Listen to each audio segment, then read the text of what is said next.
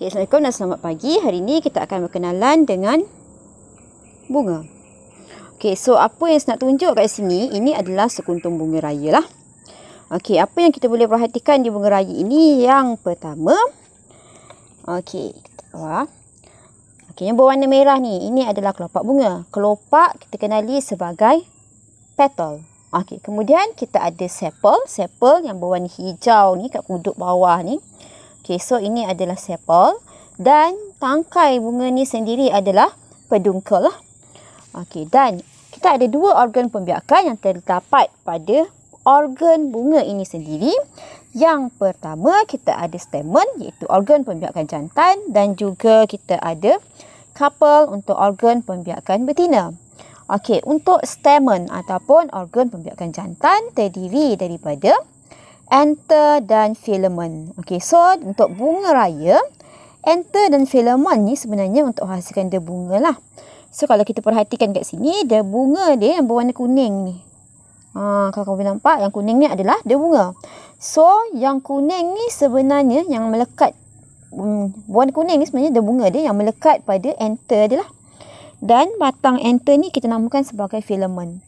Okey, kemudian yang tengah dia ni, yang kita nampak kat sini, kalau kamu perhatikan, okey, saya fokuskan kat tengah ni. Dia ada satu bahagian yang ada berapa kuduk kat sini. Ada 4 kat sini. Ini adalah yang tengah yang panjang ni. Okey, yang ini. Ini adalah stigma. Okey, kalau kita tengok sebenarnya stigma ni dia agak melekit. Tujuan dia supaya dia bunga ataupun butiran dia bunga yang ada pada anther ni tadi jatuh ataupun dipindahkan oleh ejen pendebungaan dan melekat pada stigma. Jadi apabila stigma ni melekit, automatik nanti dia bunga ni akan larut lah. Okey, di permukaan yang melekit ni tadi. Okey, bila dia dah melekat dan melarut, dia akan membentuk tiup dia bunga yang akan terbentuk di sepanjang stil ni nanti. Stil ni bahagian batang tengah ni yang panjang ni stil.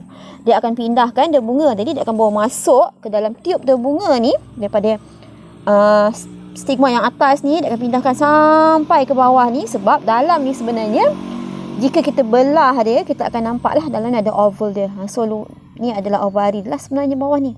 Okey, so dia akan pindahkan melalui tiup dia bunga yang terbentuk setelah butir dia bunga melekat pada stigma. Okey.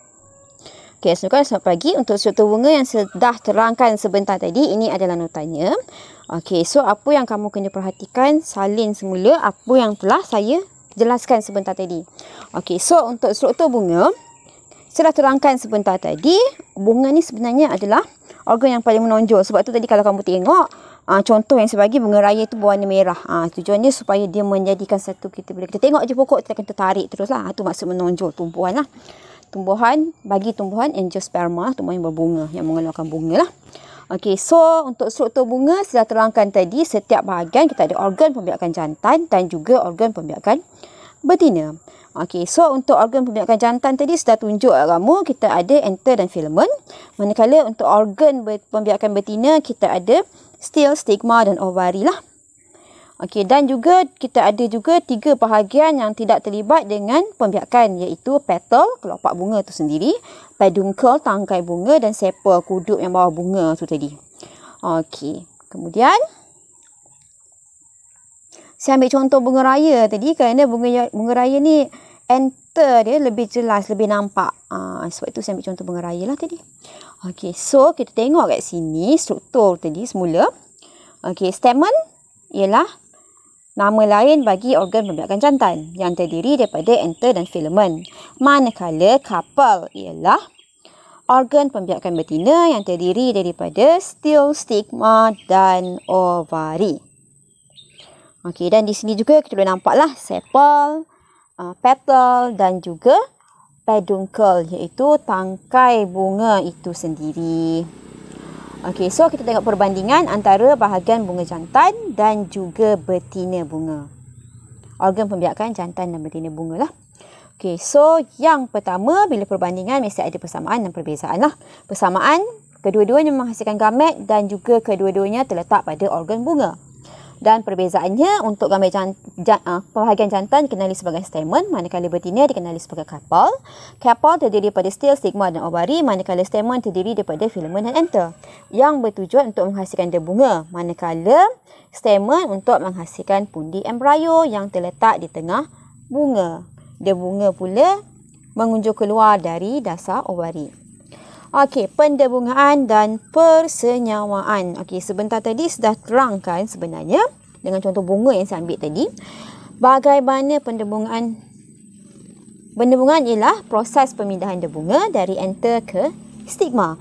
Okey, so tadi saya terangkan bagaimana bunga tu yang daripada anther, di ujung anther tu boleh sampai ke stigma lah, dengan dibantu oleh ejen pendebungaan. Contohnya serangga, mamalia, burung, air dan angin untuk tumbuhan yang ringan. Yang butir bunganya ringan lah. Okey, dan burung. Biasanya kita tengok bunga ada yang berwarna terang, ada yang berwarna putih. Bunga yang berwarna putih tu biasanya lazimnya ejen pendebungaannya ialah haiwan yang aktif pada waktu malam. Okey, so dia biasanya warna putih lah. Kalau contoh kat sini, bunga yang terang ni, ejen pendebungaan dia, kita tengok rama-rama, kumbang.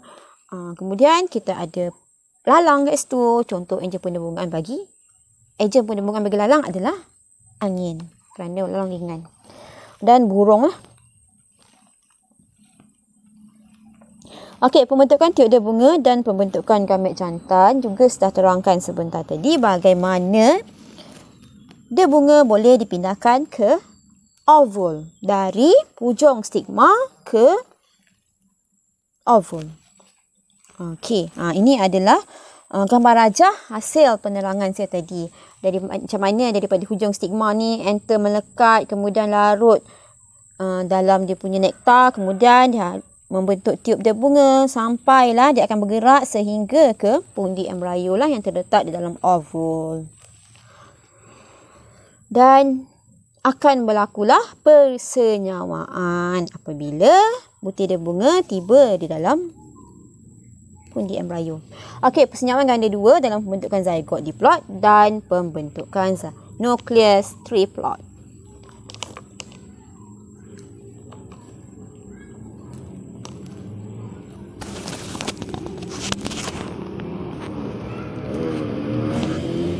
Okey, ini penerangan lebih ringkas lah. Okey, apabila tiba di pundi embrio, tiup dia bunga akan menembusi.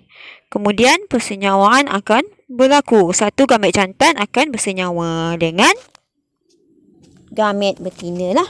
Dan akhirnya nanti kanji tu sebenarnya yang kita makan tu sebenarnya adalah beras tu adalah tisu endosperma hasil daripada persenyawaan